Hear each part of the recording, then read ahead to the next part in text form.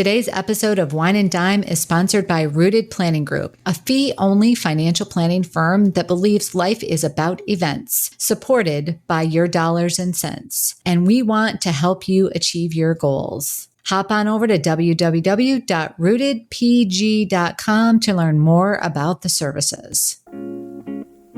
Every week, it's my goal to share financial information that helps you in both your life and Financial Vineyard. We hope it takes you from your roots to the journey of your vines and the influences in the air that have helped craft your delicious life. Like wine, life and finances have different palates that should be celebrated and not judged.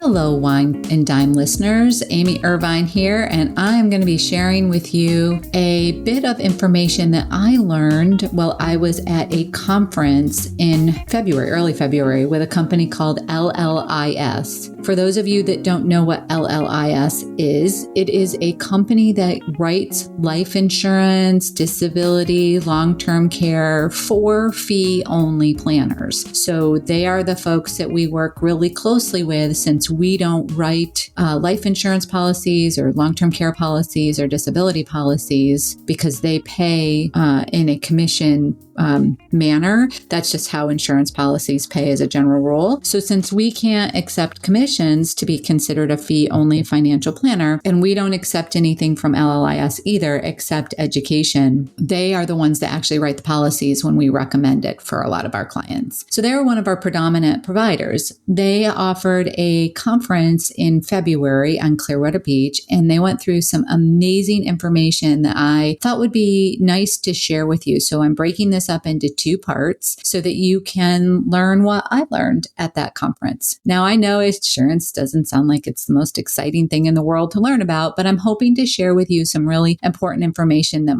you might be wondering about when it comes to insurance. Before we get there, however, I do want to let you know that our wine portion of the show going forward for the rest of the year is going to be an around the world theme. So I'm going to be picking wineries from different areas, matching it up to foods that might work really well from that particular area. And we're going to try to pick a different region and country every month. I'm going to have to start with my hometown, home state, I should say, and one of my favorite wineries that exists in that state, and that's Prejean. So for the next two episodes, because that's the rest of February, that's what I'm going to be focusing on. Now today, because we were specifically going to be talking about some underwriting FYIs, I picked a wine that is probably a little more advanced in complexity, because underwriting is extremely complex. And it's also a specialty wine, which underwriting also is a specialty. The name of the wine that I would recommend, and it's a little on the pricier side, but Brent and I have been really pleased with it, is called Bosun's Mate. Bosun's Mate was designed by Tom Prejean, who is the winery owner, and it's actually a tribute to his dad. Now, if you go online to PrejeanWinery.com and you look up Bosun's Mate, it really doesn't talk about the story behind it. It just talks about the blend of the wine. But you need to learn about the story behind Bosun's Mate. So I'm not going to spoil that. This is a cliffhanger. Go out and learn why he named it Bosun's Mate and the family history behind it. I think you'll love the story as much as the wine. Brent and I very much enjoyed it. So moving into the hot topic of this particular podcast, one of the things that I found very intriguing was the post-COVID underwriting. So so let me back up. The speaker for that particular topic specializes, Jennifer Stiles is her name. She specializes in new business and in underwriting. And what I was really shocked about when she was talking was that we often think a lot of our folks think, oh, I'm healthy, I'll get the best rating. But she mentioned that about 70% of people are approved at standard. So if you get above standard, then you're in a pretty small minority. So that was very eye-opening to me. So if you're thinking about any kind of life insurance or, the underwriting process of life insurance, that was a staggering number to me. And today's topic, that's really what we're going to be focusing on, is specifically the life insurance process. But again, some of this would be true of anything. But I am going to be talking about disability and long-term care along the way with this particular series that I'm doing. So just as an FYI, there are 4 areas of underwriting was what we were taught: lifestyle, medical history, financial, and family history. When it comes to lifestyle, what they're looking for are things like hazardous activity, drug and alcohol, driving record, foreign travel. Those kinds of things are the things that they're looking for. And by the way, when it comes to the drug and alcohol, marijuana is considered a drug, and they do ask the difference between smoking versus edibles. And because more and more states are opening up to this, it is a question that they're digging into a little bit more. And there are certain companies that are more favorable towards the use of this product than other companies. So just again, FYI on that. When it comes to medical history, again, 70% of people that this particular, so it's interesting that 70% are approved at standard, but also that 70% of the clients that LLIS has interviewed are on some sort of anxiety or depression medication. So don't feel like that's a barrier of getting it. And also as an FYI, this is something I did not know. There's a prescription database that's utilized when they pull your medical history. So this is something that when you fill out the application, you're signing off on they can pull this kind of information, just like they can pull your driving record. So there's this prescription database, and they code it by green, yellow, and red. That's the colors that they use in the database.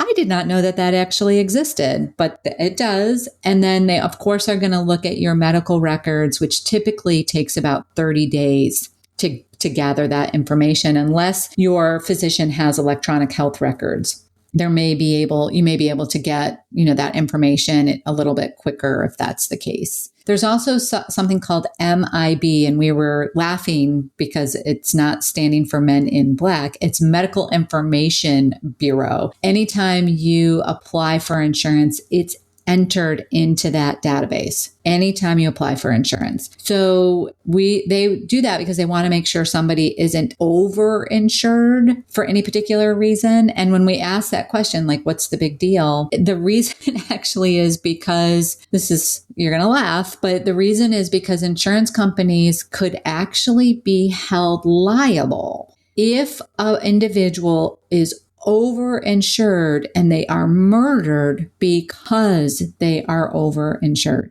Sit on that one for a minute, right? But that's actually the reason as to why partially why the database was formed. There are also, some companies are also starting to use dental records, especially with lab-free approval now. Looking for smokers, honestly, is what they're looking for. So if you say on your application, you're not a smoker, and they get your dental records and it's clearly noted in there. So they're starting to look at that. And there is some ties I've read recently between your oral health and your physical health as well. So they are starting to look more at that. And there are some insurance companies that are starting to utilize wearable devices to bump you up in an approval class. You can provide your workouts, your good diet habits, all of those sort of things, and it may actually bump you up a rating level. One thing that they mentioned to us was if there is a change in health now under the medical section, if you have a change in health prior to when the underwriting starts and when the policy is issued, for example, if a client is diagnosed with COVID or something else,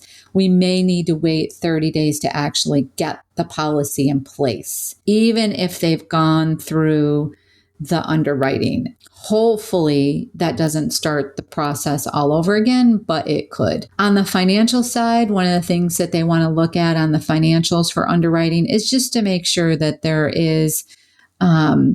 isn't something that is, again, a risk factor associated with your underwriting process. So they just want to make sure that there isn't something that stands out to them that shows, like gambling background or a bankruptcy, because if you're financially taking risks, that could mean that your risk rating increases. So it's not like it's going to prohibit you from getting it, but they also want to look at things like income replacement and estate protection and the amount of death benefit allowed based on your age and your income and your family needs, and if you have college, if you don't have college. So there's a lot of things that goes into the underwriting when it comes to the financial side. And then finally, as I mentioned, family history. This is where they're looking for any kind of specific family history that might be applicable to you for your parents and your siblings, typically. That's what they're looking for specifically, is parents and siblings. They want to know if your parents and siblings have any kind of medical history that might make you a higher rating.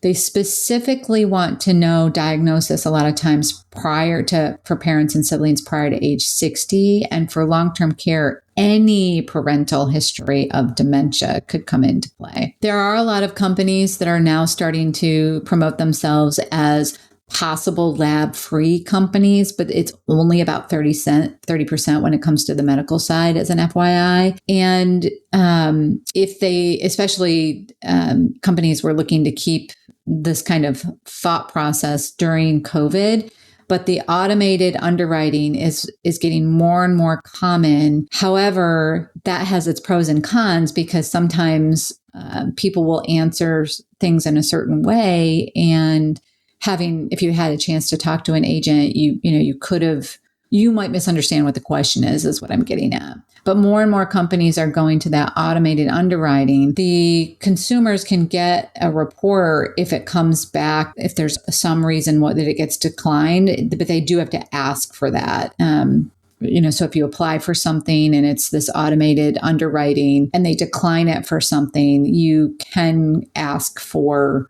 a report. And if something goes through automation, then it can't be pulled back through full underwriting, even if it did, because it likely won't improve the results, just as an FYI. There are a couple companies that do offer this lab-free, but it really depends on your situation. So we still encourage you to talk with us and to talk with LLIS to get some pre-quotes and some pre-suggestions on which direction you might want to follow. Also, just wanted to let you know that there are some, when it comes to the underwriting and the automation, approval scores that kind of come into play. In 2021, there were items that were listed under, there's like different categories of things like high blood pressure or blood pressure medication or cholesterol, or like certain categories that would have probably gotten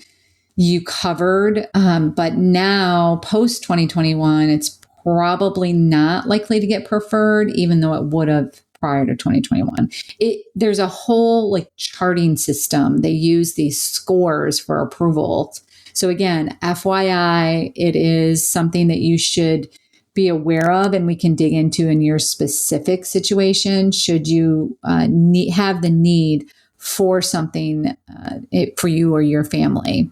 So I know that this was a lot of information to digest. You may want to re-listen to this podcast if it's pertinent to you, or if not necessarily right now, but somebody who might be going through the underwriting process.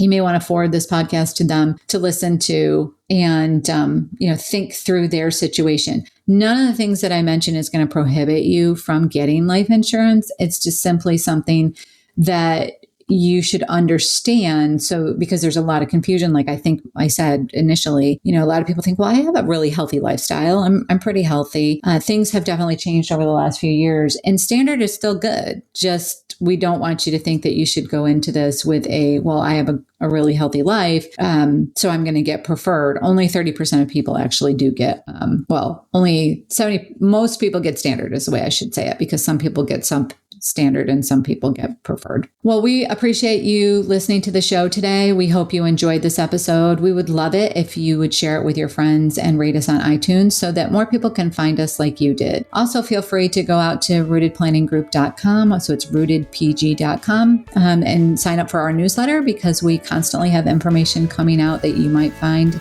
informational in nature. Thanks, everyone, and we hope you enjoyed your day.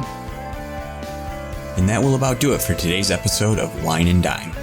You can contact Amy through the website www.rootedpg.com or amy@rootedpg.com. You can also follow us on Facebook and Instagram @rootedpg for the latest news. And if you have any questions, comments, or topics you would like to hear about, feel free to let us know. And don't forget to rate and subscribe the show wherever you get your podcasts. And again, thank you for listening, and be sure to tune in next time.